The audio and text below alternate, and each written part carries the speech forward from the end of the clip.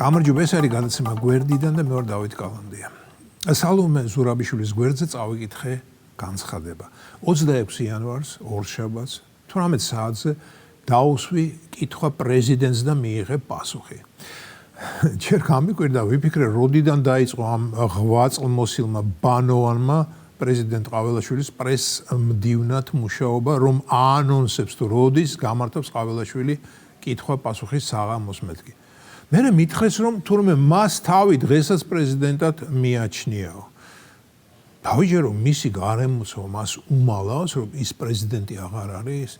შეიძლება ასეც იყოს, რადგან ჩვენ ხომ ჰუმანური ადამიანები ვართ და რიგ შემთხვევაში ვიჩენთ ხოლმე ერთგვარ ტაქტს და რიტს, განსაკუთრებით მაშინ, როდესაც საქმე ასაკოვანი ადამიანის ახირებას ეხება.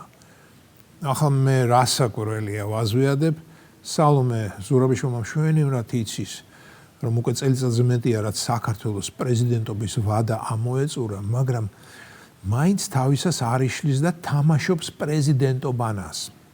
კი ბატონო, ითამაშოთ, მაგრამ აი ვისაც ის ეთამაშება, მათ არ ეხამუშებათ, რომ ასეთ უაზრობაში იღებენ მონაწილეობას.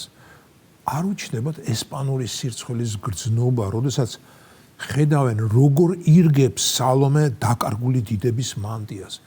ეს ხომ ერთგვარი დიაგნოზია.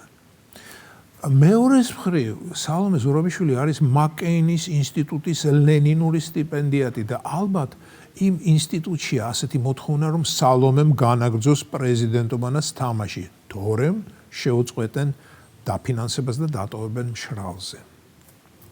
მე ახლა ვარიანტებს ვიგონებ, რათა რაღაც ლოგიკა ვიპოვო ზურაბიშვილის ქცევაში. მეგობრებო, თქვენ იცით ჩემი დამოკიდებულება სალომე ზურაბიშვილისადმი. დამოკიდებულება სრულიად ნეგატიურია. თავის დროზე, როდესაც საქართველო ჯერ კიდევ რაღაც ილუზიებში იყო დასავლეთის თაობაზე, დარწმუნებული ვარ, რომ სწორედ დასავლეთის ინიციატივით გაუწია რეკომენდაცია ქართულმა ოცნებამ ზურაბიშვილის პრეზიდენტობაზე. მაშინაც გამოვთქვი ჩემი გაკვირვება, ეს ქალი რად გვინდა მეთქი და გამოგიტყდებით, რომ არჩევნების პირველ ტურზე არც მივსულ ვარ.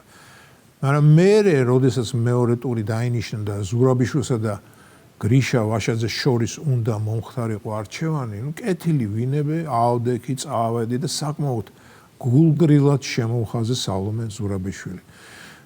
მაშინ მეგონა, რომ ასე იყო საჭირო. დიახ, ქვეყნის პრეზიდენტის პოსტი კი იყო უკვე ნომინალური თანამდებობა.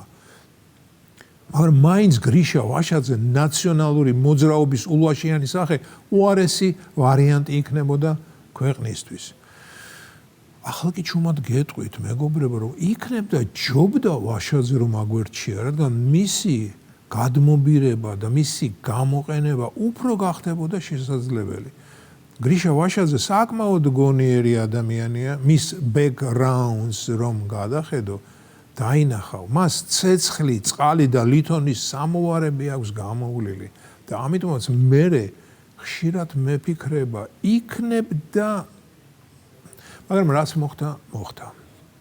და იმას მოგახსენებდით, რომ სალომე ზურაბიშვილისადმი ჩემი დამოკიდებულება იცით თქვენ, მაგრამ მაინც ამ ადამიანს საქართველოს პრეზიდენტი ერქვა და ალალად გეტყვით, სრულიად არ მინდა, რომ ვინმე გარეთ ჩასაფრებულმა უცხოელმა მის დანახვასა და მოძრაობებზე თქვას, კი მაგრამ ეს ქალი საქართველოს პრეზიდენტი იყო? არ გეგონოთ, რომ ახლა ვმასხლობ. მართლა ასე ვფიქრობ და არ მინდა, რომ ასე მოხდეს, რადგან ჩემი აზრით ეს საქართველოს იმიჯს შელახავს. მე კი არ მინდა საქართველოს, რომ იმიჯი ჰქონდეს შელახული. ქვეყანას ჯერ სააკაშვილი არ მოუნელებია, ასე მგონია მე. მოკლედ, სალომე ზურაბიშვილმა დაანონსა თავისთან სიტყვა-პასუხის ამბავი. ჯერ ვიფიქრე, მეც ხომ არ ჩავერთო ამ სახალისო ქმედებაში, თუმცა ვერ მოვიფიქრე, ისეთი რა კითხვა უნდა დაუსვა ასაკოვან ქალს, რომ არ ვაწყენინო მეთქი.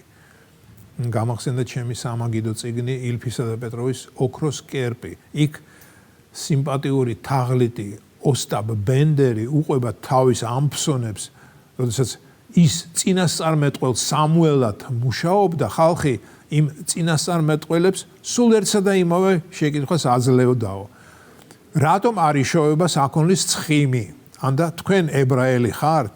ნუ რაღაც ამდაგვარი რომ მეკითხა მეთქი, მაგრამ მე გადავიფიქრე, არა ეს ჩემი ფორმატი საჯაროდ ქალს რომ დავცინო და სერიოზული რა კითხვა უნდა დავუსვა ამ ქალს, არ ვიცი. მაგრამ მე Excel-ში ვნახე, რომ მართლა შედგა ზურაბიშვილის უკუ კონტაქტი ჩვენი მოსახლეობის გულუბრყვილო ნაწილთან. დიახ, ჩვენთან არიან ადამიანები, ვინც მას ჯერ კიდევ პრეზიდენტად თვლიან. ძალიან საინტერესოა. და ეს ჩვენი X-ზე 6 პრეზიდენტი 40 წუთი პასუხობდა რაღაც კითხვებზე.